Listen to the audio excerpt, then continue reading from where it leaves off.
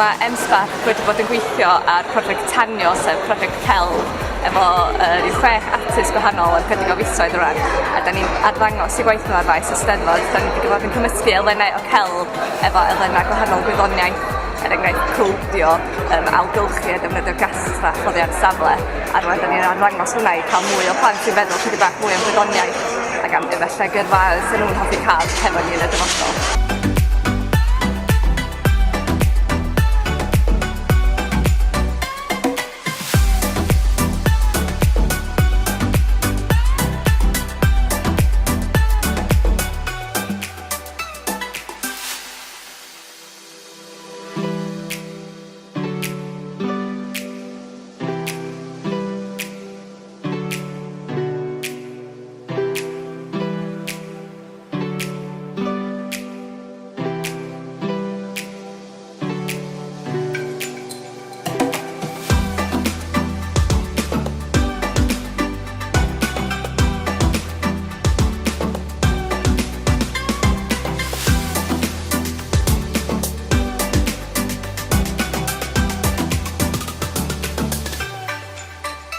Sa ddim cweit yn byd fel y Steddfod i ddweud gwir, da chi'n closio miloedd o bobl efo'i gilydd a trwy un iaith i ddweud gwir, mae gallu mynd at bobl yn gwybod yn iawn na yn Gymraeg gyda nhw siarad yn rhywbeth wir stresial a da chi'n gael yn byd fel cweit ond yn yr Steddfod.